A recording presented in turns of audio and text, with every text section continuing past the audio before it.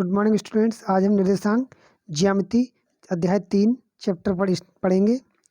इसमें कार्तीय तल का बहुत महत्वपूर्ण स्थान है। कार्तीय तल का यूज़ हम जब ग्राफ बनाते हैं तब भी होता है, जैसे हम क्लास 6 में 7th में 8 में करते थे। तो उसमें होता क्या, देखिए ये दो रेखाएं होती हैं, इसे हम वाई अक्ष कहते हैं, ये एक्स अक्ष होती है। जब ये दोनों रेखाएं एक दूसरे को प्रतिच्छेद करती हैं, कहाँ पर? ओ पर, जिसे हम मूल बिंदु कहते हैं।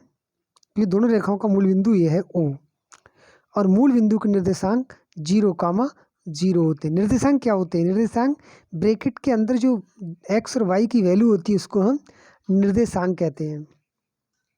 तो देखिए, जब दो रेखाएं परस्पर प्रतिच्छेद करती हैं तो ये कितने भागों में विभाजित हो गई? 4 भागों में विभाजित हो गई, और प्रत्येक भाग को एक चतुर्थांश कहते हैं। ये प्रथम चतुर्थांश है, ये द्वितीय चतुर्थांश है, ये तृतीय चतुर्थांश है, ये चतुर्थ चतुर्थांश है। प्रथम चतुर्थांश में x प्लस का होता है, y प्लस का, तो प्लस प्लस आ गया। इधर x प्लस का है, इधर x माइनस का होता है, ये y प्लस का, ये y माइनस का। तो देखिए यहाँ पर सेकंड चतुर्थांश में आएंगे द्वितीय में, तो x पहले होता है तो x यहाँ माइनस का, इसलिए माइनस, y बाद में होता है तो माइनस कमा प्लस। यहाँ पर x भी ऋणात्मक है और y भी ऋणात्मक है, तो ये माइनस कमा माइनस हो गया। इधर x पहले आता है, y बाद में, तो x पहले है तो प्लस का है, y माइनस का है। ये चतुर्थ चतुर्थांश में, इन दोनों चतुर्थांशों में विद्यार्थियों को कोई दिक्कत नहीं होती है। दिक्कत इसमें दोनों में होती है, उसका ध्यान रखिएगा।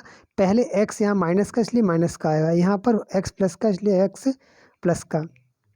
तो क्षैतिज रेखा, ये क्षैतिज रेखा है, इसे x x डैश या x अक्ष भी कहते हैं। ये ऊर्ध्वाधर रेखा, इसे y y डैश या y अक्ष भी कहते हैं।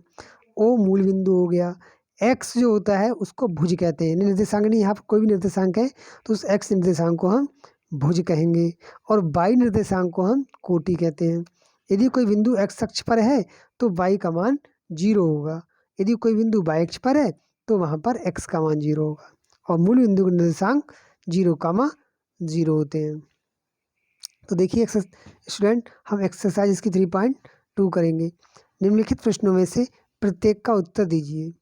कार्तीय तल में किसी बिंदु की स्थिति निर्धारित करने वाली क्षैतिज और ऊर्ध्वाधर रेखाओं के क्या नाम हैं? इन दो रेखाओं से बने तल के प्रत्येक भाग का नाम बताइए। उस बिंदु का नाम बताइए जहाँ ये दोनों रेखाएं प्रतिच्छेदन होती हैं। जो क्षैतिज रेखा का नाम एक्स अक्ष होता है और ऊर्ध्वाधर रेखा का नाम वाई अक्ष है। दूसरा क्वेश्चन है, इन दोनों रेखाओं को प्रत्येक भाग क्या कहते हैं? ये दोनों रेखाएं एक्स अक्ष और वाई अक्ष को 4 भागों में विभक्त करती हैं, प्रत्येक भाग को एक चतुर्थांश कहते हैं। उस बिंदु का नाम बताइए जो दोनों रेखाओं प्रतिच्छेद होती है। ये दोनों रेखाएं प्रतिच्छेद कहाँ होती हैं? मूल बिंदु पर, जैसा कि आपको चित्र में दिखाया गया था। नीचे दी गई आकृति देखकर निम्नलिखित को लिखिए। नीचे दी गई आकृति को देखकर निम्नलिखित को लिखिए। तो इस आकृति को देख के हमें आंसर देना है। पहला क्वेश्चन उसमें पूछा गया है, बी के निर्देशांक बताइए। बी के, अब देखिए बी है कहाँ पर हमारा? बी के निर्देशांक, तो देखिए बी यहाँ बैठा है, तो देखिए बी बिंदु यहाँ बैठा है, तो यहाँ से ये x की वैल्यू हो गई यानी -5, और y कहाँ जा रहा है? 2 पे काट रहा है, तो ये y की वैल्यू 2 हो गई। तो b के निर्देशांक हो गए -5,2, ये इसका आंसर हो गया। फिर नेक्स्ट कहा है बिंदु C के निर्देशांक, तो C कहाँ पर है? ये है, तो C पर x कितना है? 5, और y कितना है? -5, तो ये -5,5 हो गए। तीसरा है -3 कामा द्वारा पहचाना गया बिंदु बताइए। -3 -5, तो देखिए -3 ये आ रहा है और -5 ये, तो पहचाना गया बिंदु क्या हो गया? ई हो गया। फिर कह रहा है निर्देशांक 2, -4 द्वारा पहचाना गया बिंदु। 2, -4, तो देखिए x का मान 2 और y का मान -4, तो बिंदु क्या हो गया? जी।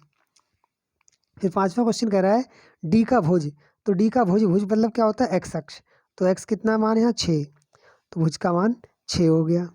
फिर कह रहा है बिंदु H के निर्देशांक। 6 क्वेश्चन, बिंदु H के निर्देशांक, तो बिंदु H ये है, तो देखिए y अक्ष पे है तो x का मान 0 होगा, तो माइनस ये हो जाएगा 0, -3। 0, -3 क्यों आया? क्योंकि 0 आपका x अक्ष पे, y अक्ष पे कह रहा है, तो यहाँ पे x है नहीं, तो x 0 हो गया और y -3 हो गया।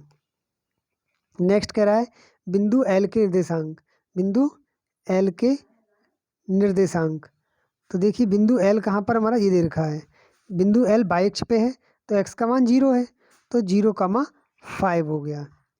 फिर है बिंदु एम के निर्देशांक, तो बिंदु एम कहाँ है, बिंदु एम ये है, बिंदु एम के निर्देशांक कितने होंगे -3,0। क्यों, क्योंकि एम यहीं पर है तो यहाँ वाई अक्ष है नहीं, एक्स अक्ष पे, तो एक्स अक्ष पे -3 है तो -3,0।